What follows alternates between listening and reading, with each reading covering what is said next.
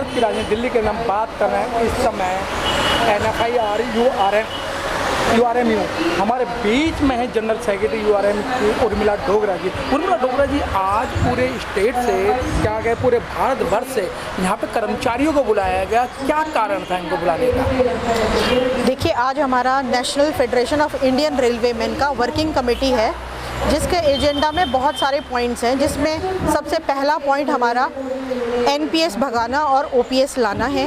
दूसरा, महिलाओं से रिलेटेड मुद्दे हैं, मेंटल वेलबींग है, हो रहे प्राइवेटाइजेशन को रोकना है, उसके लिए स्ट्रैटेजी बनाना है। इन सब पॉइंट्स को ध्यान में रखते हुए हमारे जो जनरल सेक्रेटरी हैं डॉक्टर M रघवैया, उनके आह्वान पे पूरे भारतीय रेलवे से हर एफिलिएटेड सदस्य यहाँ पे आए हुए हैं और इसके बारे में गंभीरता से चर्चा कर रहे हैं, ताकि आगे की हमारी स्ट्रेटजी तैयार हो सके कि कैसे हम NPS को हटा सकेंगे। उर्मिला डोगरा जी, जैसे पेंशन की आप बात कर रही हैं, न्यू पेंशन और ओल्ड पेंशन में क्या अंतर है? देखिए, न्यू पेंशन और ओल्ड पेंशन में बहुत ज़्यादा अंतर है। अभी देखिए, अगर आज की डेट में कोई ओल्ड पेंशन स्कीम से रिटायर्ड होता है तो उसको उसका बेसिक का हाफ प्लस DA मिलता है जी। लेकिन अगर कोई NPS से कोई रिटायर होता है तो उसको मिलने वाला अमाउंट जो है वो एग्जैक्टली OPS के मुकाबले में 10 to 15% ही है, इससे ज़्यादा नहीं है। अभी जैसे मैं आपको एग्जांपल देती हूँ, हमारे डिवीज़न से एक इंसान 14 साल की सर्विस के बाद रिटायर हुआ, जो NPS में था, उसको मात्र 1800 रुपये पेंशन जो है वो बना। 1800 रुपये पेंशन जो है वो एक इंसान के गुजारे भत्ते के लिए भी काबिल नहीं है।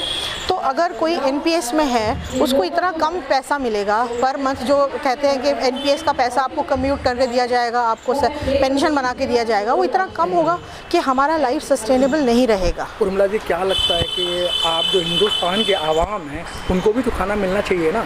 और सरकार इस समय कह रही है कि अगर हम ओल्ड पेंशन देते हैं तो देश दिवालिया हो जाएगा, देश तो त्राही करेगा, दाने के लिए त्राही करेगा। देखिए, अभी जितने भी स्टेट्स हैं उनको ये रियलाइज़ हो रहा है कि NPS और OPS में बहुत ज़्यादा फ़र्क नहीं है। जो OPS है उसमें जो एम्प्लॉयज़ को पैसा मिलता है वो सरकार अपने पास से पूरा नहीं देती है, वो हमारा हक होता है। जो हमने 30 साल 35 साल सरकार में सेवा करी, उसका भत्ता है। आप जबकि देखेंगे कि जो MLA हैं, MPs हैं, उनको 6-6 8-8 पेंशन मिलता है, उसके कंपैरिजन में तो ये कुछ भी नहीं है। और जो भी पेंशन है वो एम्प्लॉय का अपना हिस्सा है, वो सरकार पे बर्डन नहीं है। यही रियलाइज़ करते हुए अभी आप जानते होंगे 2-3 जो स्टेट गवर्नमेंट्स हैं उन्होंने ओल्ड पेंशन स्कीम लागू किया है। तो कुछ राज्यों के अंदर उन्होंने लागू किया, जिन राज्यों के अंदर लागू हुआ है वो राज्यों के लिए केंद्र सरकार ये कहती है ये खिलवाड़ ना करें, इस तरीके खिलवाड़ ना करें। खिलवाड़ का नाम दिया गया उसको। जो स्टेट हैं वो आपत्ति में आ जाएंगे, आपत्तिजनक स्थिति हो जाएगी। देखिए, मैं सिर्फ इतना कहना चाहती हूँ कि जो ओल्ड पेंशन स्कीम है, अगर वो कोई भी स्टेट लागू करती है तो एम्प्लॉयज़ उनको हर तरीके से सपोर्ट करने के लिए राज़ी है। हमारा NPS में इतना पैसा कटता है जो पता नहीं कौन से फंड में लग रहा है, मार्केट में कहाँ लगा हुआ है, डूबा है, नहीं डूबा है, बचा है, कितना बड़ा है, हम वो सारा सरकार को देने के लिए तैयार है ताकि वो हमें ओल्ड पेंशन स्कीम दे सके।